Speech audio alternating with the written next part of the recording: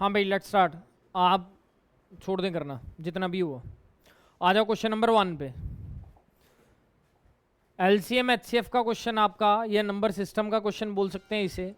उसने बोला मान लीजिए एक्स सबसे छोटी संख्या है जिसे 21, 33, 35 और 55 से विभाजित करने पर प्रत्येक में 3 शेषफल बचता है रिमाइंडर, लेकिन जो 67 से पूर्णतः विभाजित होती है तो एक्स के अंकों का योग क्या है। मतलब एक आपका नंबर जो 21, 33 और 35 और 55 से डिविजिबल हो जाए। तो जब भी डिविजिबिलिटी की बात का आप करोगे, जो भी उसने नंबर दिए जिससे डिविजिबल की वो बात करेगा, आप उनका क्या निकाल लोगे, एलसीएम निकालो। पहले तो एलसीएम निकालो भाई। 21, 33, 35 और 55 एलसीएम निकालो।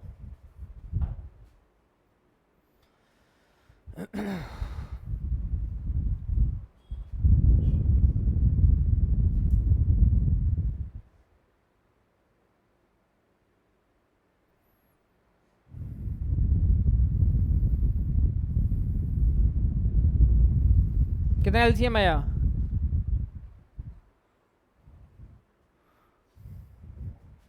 1155। ये आपका एलसीएम आया भाई इनका। मतलब 1155 एक ऐसी टर्म है जिसको अगर मैं 67 से डिवाइड करूं तो मेरे पास क्या बचता है आपका, 3 शेषफल बचता है। वो क्लियर है? वो इतना क्लियर है? तो मतलब कि आपके पास क्या है ये कि 1155 को जब मैं इसको साथ में के लगा लो, वेरिएबल कोई भी नहीं लगाना होगा, रहने देना।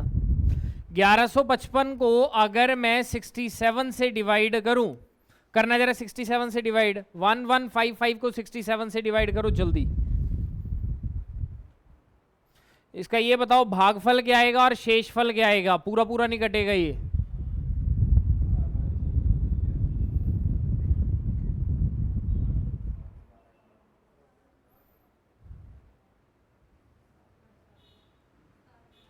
पॉइंट्स में नहीं निकालना है मेरे को, सिर्फ ये बताओ कि इसका भागफल क्या है और शेषफल क्या है? है?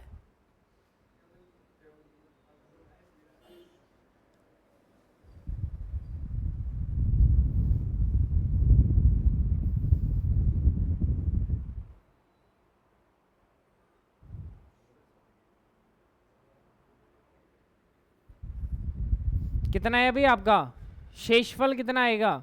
डिवाइड करो बच्चा इसे, शेषफल कितना आएगा? 1155 को जब आप 67 से डिवाइड करेंगे, 67 एकम 67, माइनस करो 8, 10 4 48, 5 7, कितना आएगा आपका ये? 400, 6 16। तो आपका भागफल कितना आया? 17। शेषफल कितना आया? 16। मेरे अकॉर्डिंग शेषफल आया भाई 16। साथ में वेरिएबल क्या लगा दिया मैंने, के। और क्वेश्चन में कितना बचना चाहिए आपके पास? 3 और बचना चाहिए। तो शेषफल कितना आ गया? 16 के प्लस 3।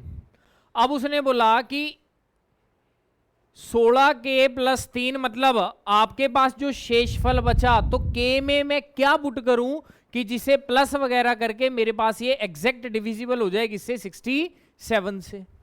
तो जब मैं के में अगर एक वैल्यू पुट करूंगा तो क्या आएगा? 16 एकम 16 प्लस 3 मतलब 19, जो कि 67 से फुली डिविजिबल नहीं है।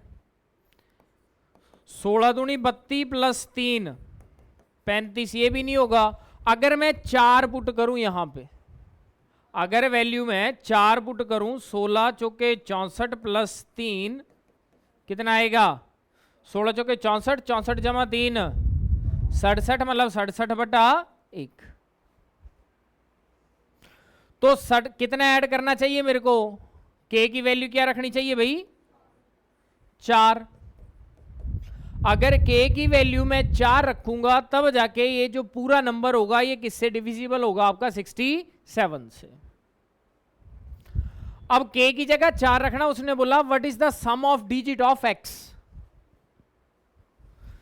तो x के डिजिट का जो सम है वो क्या होगा आपके पास, और x आपने क्या मान के चले हो आप 1155 k की वैल्यू 4 है, तो 1155 को 4 से गुणा कर दो, कितना आएगा 4620।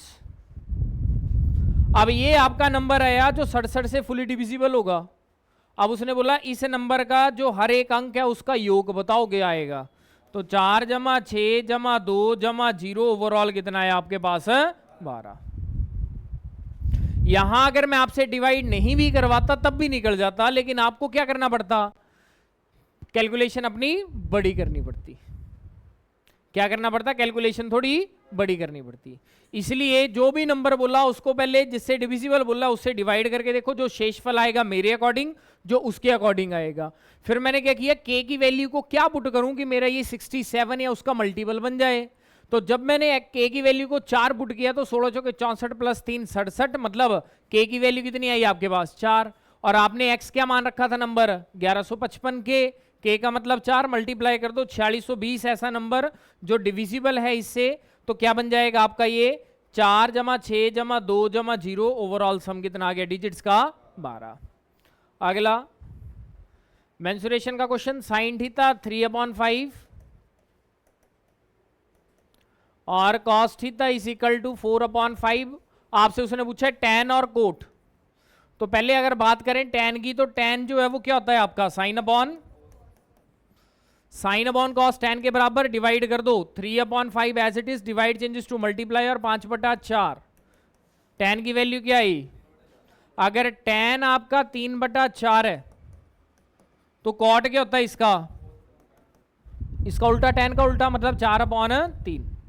भर दो वैल्यू वहां पे, 1 + tan 1 - tan, 1 + tan upon 1 - tan, 4 एकम 4 3 7, 7/4 डिवाइड 3 एकम 3, 3 में से 4 गया -1/3, मतलब 7/4 गुणा 3/-1, 7 या 21/4 एकम 4 ऊपर माइनस, आंसर ऑप्शन आपका कौन सा, थर्ड, -21/4 मतलब थर्ड ऑप्शन है। अगला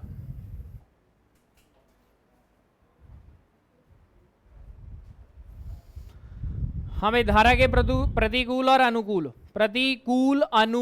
प्रतिकूल मतलब ऑपोजिट डायरेक्शन अपस्ट्रीम, और अनुकूल मतलब सेम डायरेक्शन।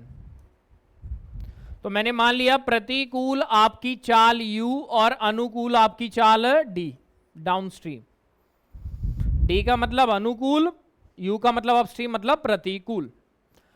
अब धारा के विपरीत आपकी चाल क्या होती है, माइनस, और धारा के अनुकूल क्या थी आपकी, प्लस।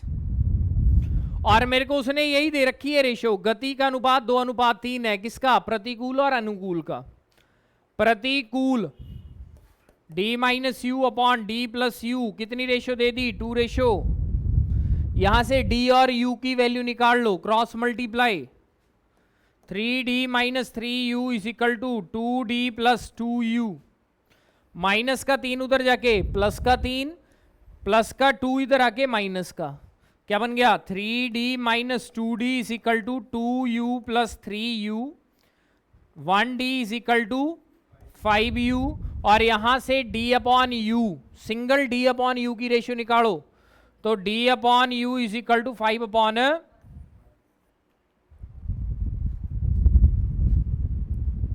अब रेशियो है ये, इसको क्या मान लो कि डाउन स्ट्रीम में जो चाल है वो 5x और अपस्ट्रीम में चाल आपकी 1x। क्या बोला उसने, धारा के अनुकूल 45 किलोमीटर दूरी तय करने के लिए कुछ t टाइम लिया गया, धारा के अनुकूल,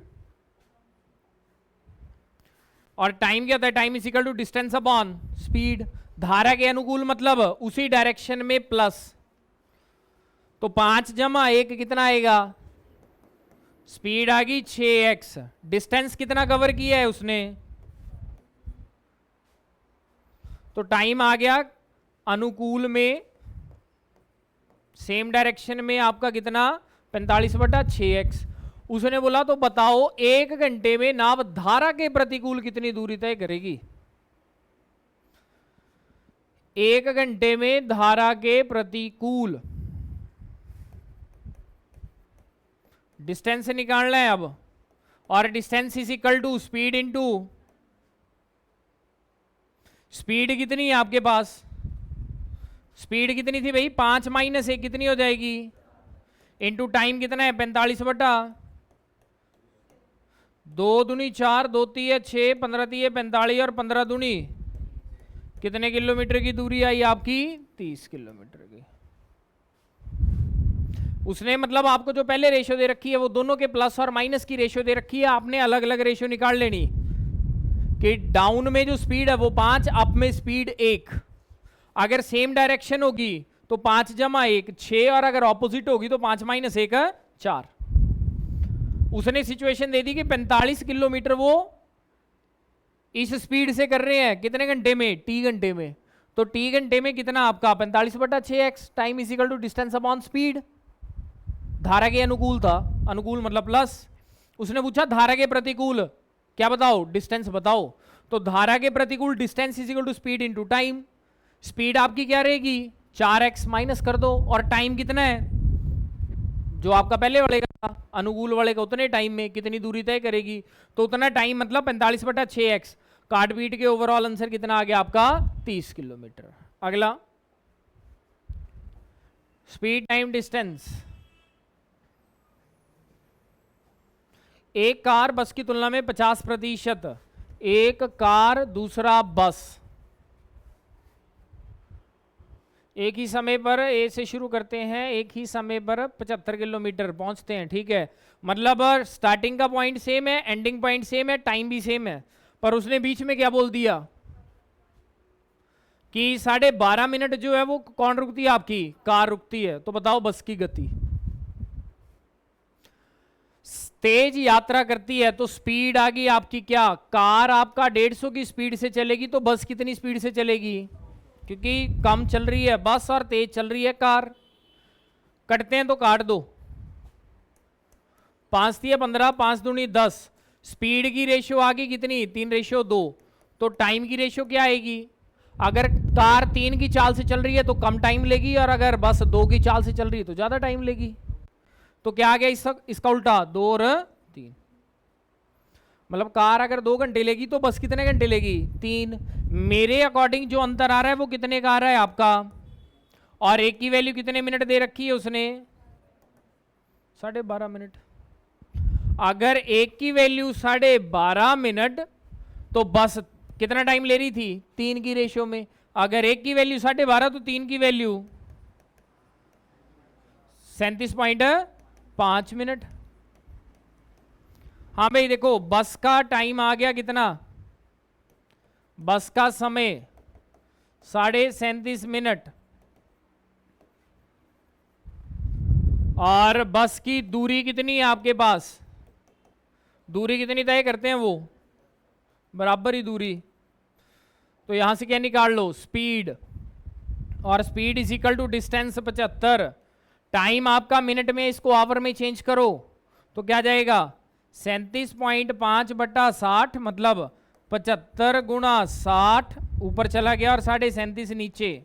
37.5 से कटा कितनी बार 2 बार, और 2 गुणा 60 आंसर क्या है आपका 120 किलोमीटर पर आवर।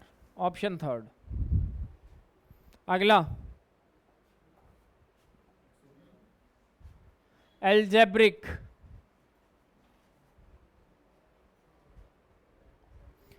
देखो भाई x प्लस 1/x दे रखा है 4, तो यहां से स्केयरिंग कर दो बोथ साइड,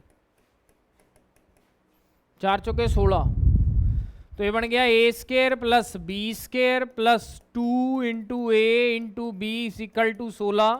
प्लस का 2 उधर जाके माइनस का, तो x square plus 1/x square कितना आ गया आपके पास 14। अब देखो उसने निकालने के लिए क्या बोला आपको एक्स क्यूब प्लस, देखो भाई x की पावर -1 का मतलब क्या होगा आपका 1/, और सारे का बटा कितना एक्स स्क्वायर माइनस। तो क्या करो x कॉमन निकाल लो ऊपर वाले से। तो अगर x कॉमन निकाला तो x क्यूब में से x कॉमन निकाला क्या बचा आपका 1/x से x कॉमन निकाला, क्या बन गया 1/x², सारे का बटा। ये बेसिक है बच्चा कि अगर आपका कुछ भी कॉमन ना हो ऊपर तो नीचे वो जुड़, जैसे नीचे आपका x था ऊपर नहीं था, तो मैंने ऊपर से अगर x कॉमन निकाला तो यहाँ x² बच गया, लेकिन जो यहां पे अगर x नहीं है, जो टर्म यहां पे नहीं है वो नीचे जुड़ गई। x मेरे पास पहले ही है तो एक x और जुड़ा, क्या बन गया आपका x²। नीचे से भी x कॉमन निकालो तो क्या बचेगा आपका x माइनस 3 प्लस 1/, क्योंकि 1 के पास x नहीं है तो नीचे लगा दो बस, x से x² प्लस 1/x², क्या वैल्यू थी आपकी अपॉन, इसको मैं ऐसे लिख सकता हूं देखो, x प्लस 1/x माइनस 3, तो ये बन गया आपका 14 बटा x प्लस 1/x की वैल्यू क्या दे रखी है उसने आपको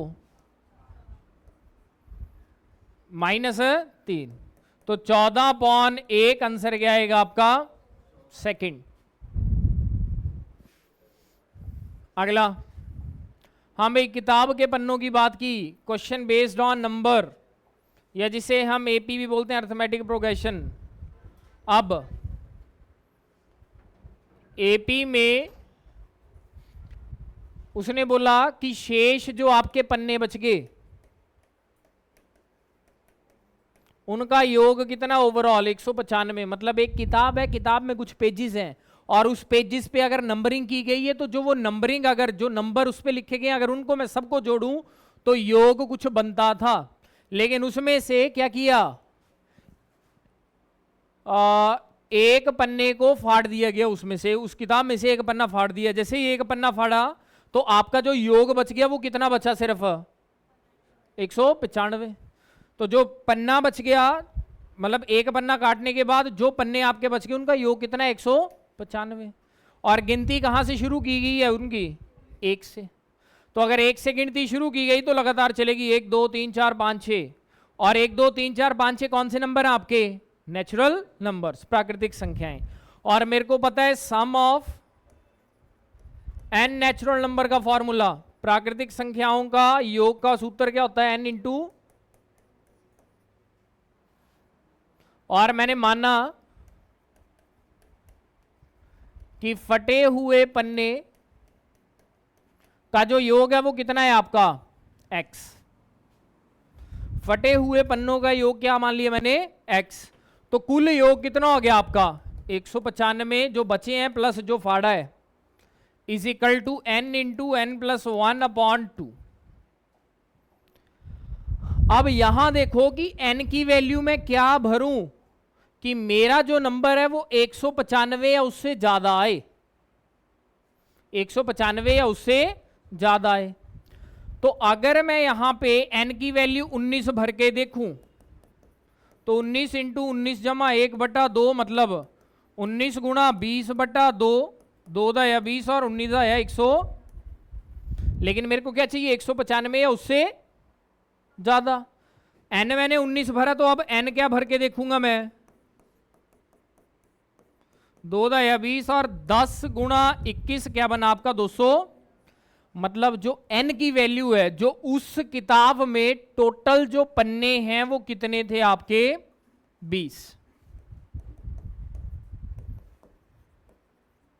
टोटल पेज कितने थे आपके 20, टोटल पेज कितने थे 20। अगर टोटल पेज आपके 20 थे तो मैं लिख सकता हूं कि जो योग था आपका सम ऑफ नेचुरल नंबर कितना था वो आपका 195 जमा x, और इसको सॉल्व करके कितना है आपका 210। तो x की वैल्यू क्या आई 210 माइनस 195, मतलब x की वैल्यू कितनी, और 15 क्या मान के रखा है मैंने फटे हुए संख्याओं का क्या x। तो जब दो नंबर गिनती लिखी जाएगी, एक पेज आपका फाड़ा जाता है तो जो पेज पे दोनों साइड नंबर लिखे होते हैं वो क्या होते हैं आपके क्रमागत कंसेक्यूटिव। तो दो ऐसे नंबर कंसेक्यूटिव बताओ जिनका जोड़ जो है वो 15 आए, 7 और 8। तो कौन से पेज फाड़े गए हैं उस बुक से? 7 और 8, पेज नंबर 7 और पेज नंबर 8। वो क्लियर है? तो पेज कौन सा फाड़ा गया? 7 और 8, ऑप्शन थर्ड। अगला आपका मेंसुरेशन, एक 8 मीटर 50 सेंटीमीटर लंबे और वर्गाकार टाइलें हॉल में। देखो ये हॉल है, क्या डायमेंशन है? लंबाई कितनी थी इसकी? 8 मीटर 50 सेंटीमीटर और चौड़ाई आपको बताया गया है। जब भी किसी भी डायग्राम की बात करें और वर्गाकार टाइलों की बात करेगा वो, तो हमेशा क्या करोगे आप? अब उसने टाइलों का डायमेंशन नहीं दिया तो आपको क्या बताया, क्या करोगे आप? पहले का एरिया डिवाइडेड बाय जो टर्में दे रखी है उनका HCF का स्क्वायर। तो डायमेंशन आपको 5 मीटर 50 सेंटीमीटर ओवरऑल सेंटीमीटर में बदल लो, कितना आ जाएगा? और लंबाई कितनी आ गई? और एक आपका रेक्टेंगुलर हॉल है अपॉन, और दूसरा क्या है? आपकी वर्गाकार टाइलें हैं। उन दोनों के एरिया का क्या कर दो? रेशियो निकाल लो। और area of rectangle L into B, ये अचड़ कौन है? Upon area of square, tile का एरिया। आपको क्या बताया मैंने? इन दोनों का HCF निकाल लो, मतलब 550 और 850 के HCF का क्या कर दो? स्क्वायर कर दो, क्योंकि वो आपकी भुजा आ जाएगी, और भुजा का स्क्वायर क्या होता है? Area of square.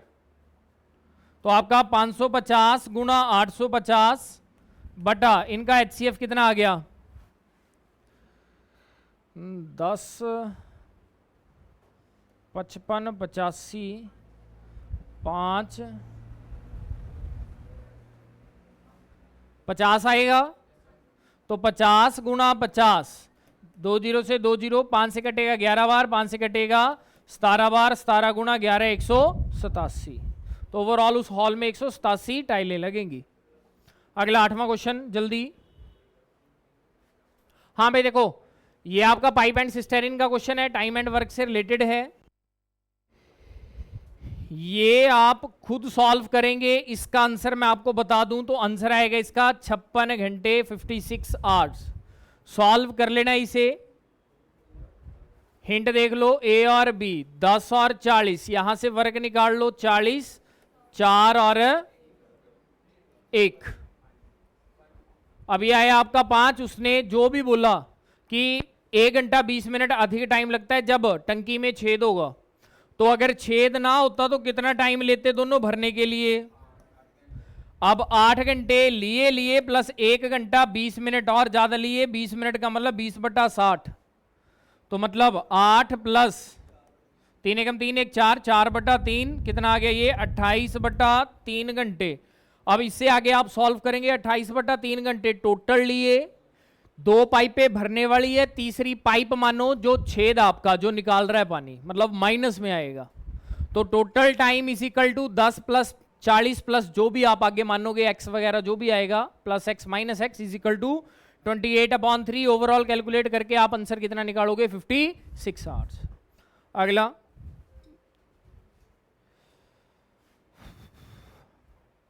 हाँ भाई, SI का क्वेश्चन आपका।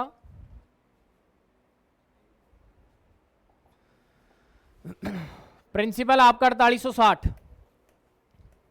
इंटू 20 इंटू कितने टाइम के लिए निवेश किया जाता है भाई? अपॉन 100। 2 से 2 जीरो, 486 गुणा 12 कितना आएगा?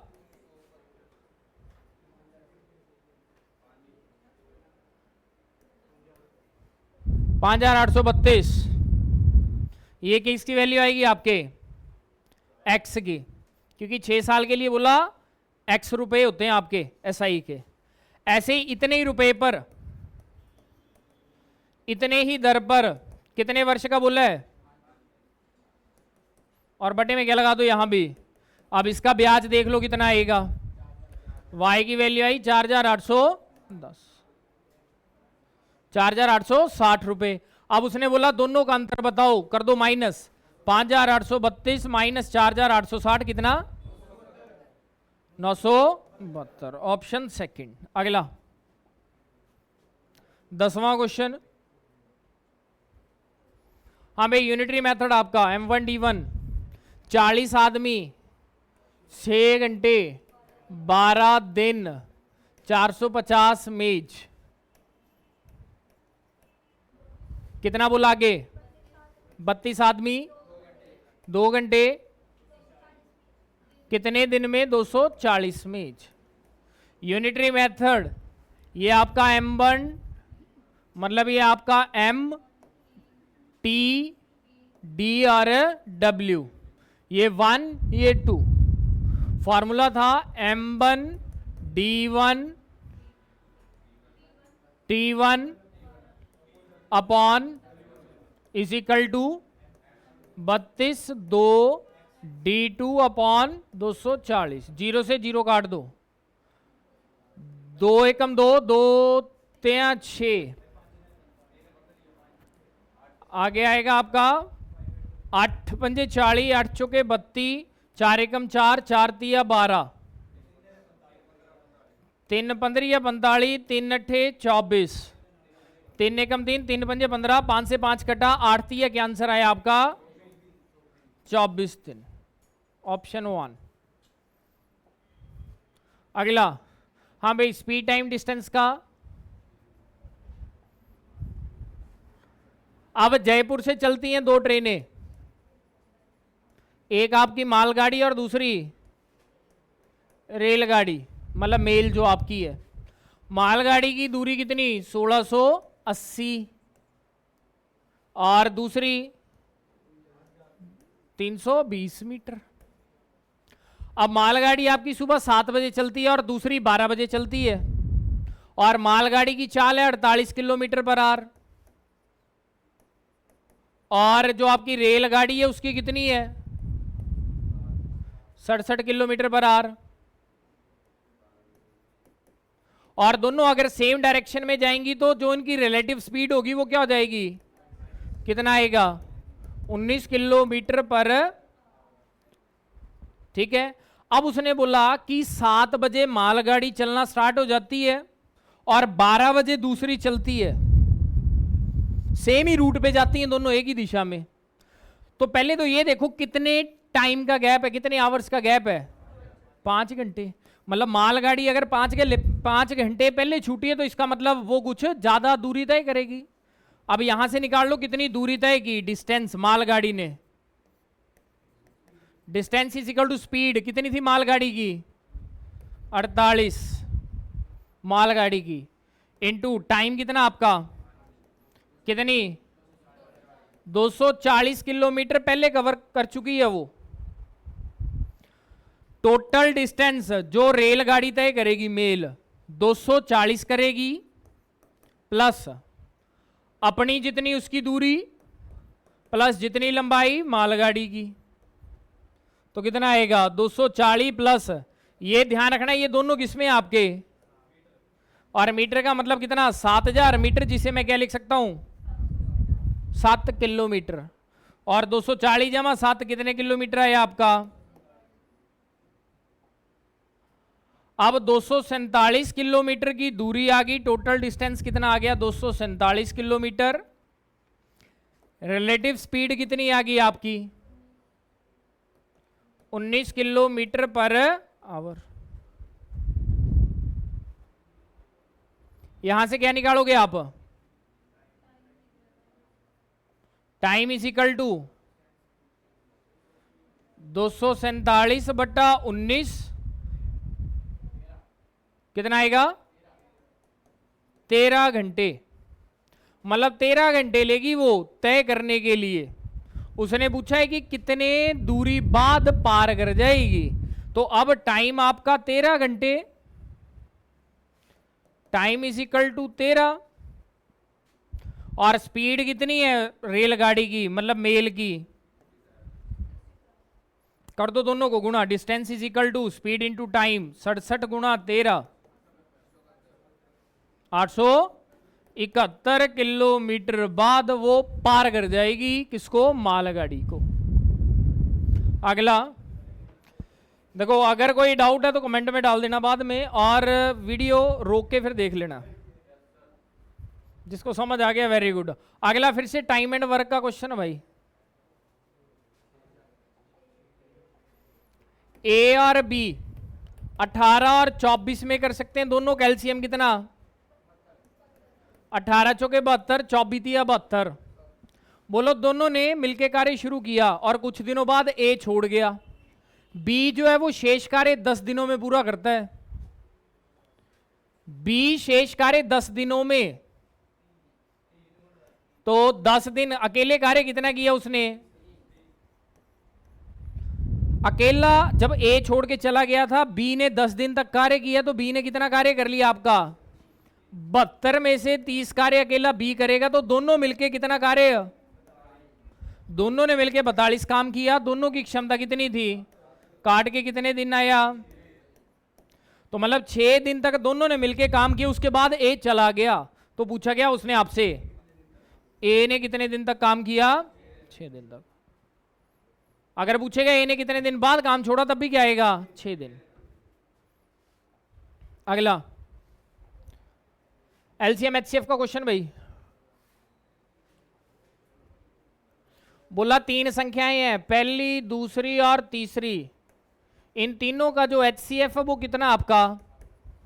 और तीनों का एलसीएम भी कितना है? और तीनों नंबर जो है वो 42 से छोटे हैं।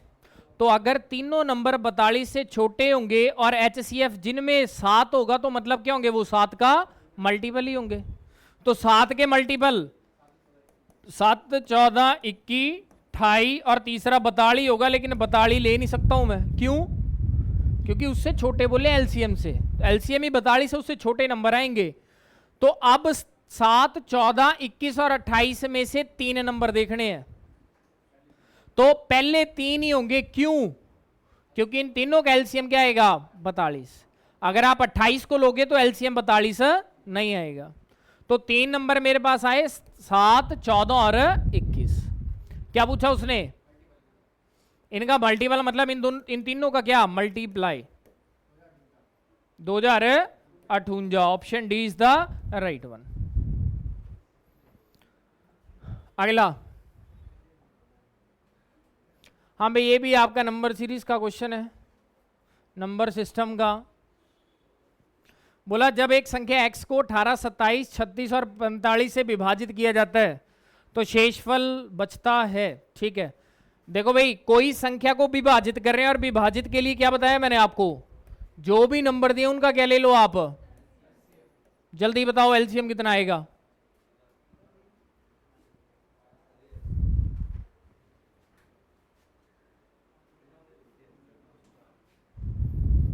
जल्दी भाई। 540। तो 540 वो नंबर है जिसको अगर मैं 18 से डिवाइड करूं तो 15 शेष आएगा, 27 से करूं तो 24, 36 से 33 और 45 से 42। अब जो भी शेष बोलना होगा, जिससे भी डिवाइड करना होगा, उनका अंतर देख लो। विभाजित था आपका 18, 27, 36, 45। शेषफल कितना बचा आपका? 15, 24, 33, 42। करो जरा इनको माइनस, कितना आएगा सबका अंतर? कॉमन अंतर आया, जो भी अंतर आएगा उसको एलसीएम से माइनस कर दो। कितना आएगा आपका? 537। अब मेरे पास नंबर आया 537।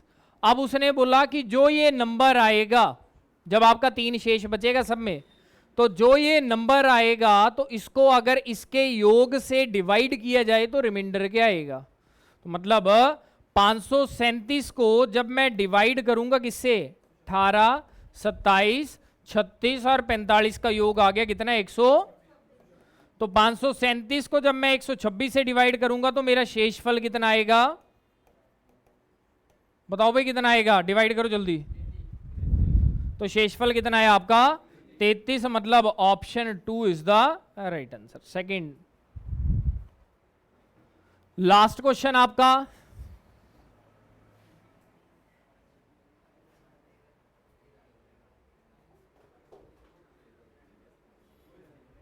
हाँ मैं देखो 2 वर्ष का CI और SI का डिफरेंस दे रखा है 1800 20% पे, तो 3 वर्ष का पूछा आपसे, तो प्रिंसिपल कितना आपका अंतर, प्रिंसिपल निकालना आपको, डिफरेंस कितना दे दिया अंतर, रेट कितना आपका, टाइम कितना आपका 2 वर्ष, पहले 2 वर्ष देखूंगा मैं।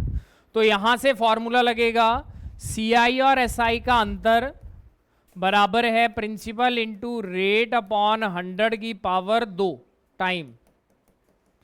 5 पंजे 25, 25 को सामने ले जाओ, क्या बन जाएगा 1800 गुणा 25 प्रिंसिपल आएगा आपका, कितना आया ये बोलो भाई, 25 245,000 प्रिंसिपल आया। अब बोला इसी 45,000 पे 20% पे 3 वर्षों का अंतर, तो 3 वर्षों के अंतर का फॉर्मूला था आपका P इंटू 2 वर्षों का इंटू 3 प्लस अब R अपॉन 100,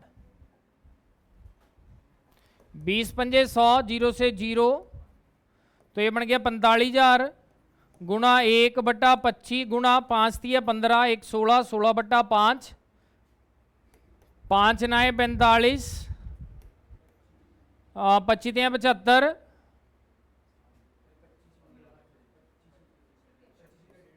और कितना आएगा आपका ये 5760।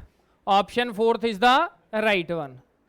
देखो भाई अब आपका ये लेवल अपग्रेड लगा होने 12 सेट के बाद, 13वां सेट भी थोड़ा ठीक लेवल का था, 14वां भी और आज का 15वां भी, 14वां था आज 15वां, 14वां भी आज का, 12वां 13वां 14वां कल का भी थोड़ा ठीक स्टैंडर्ड का होगा। ठीक है, तो ट्राई करें, रिवाइज कर ले, कोई चीज नहीं पता लगी तो बता दें।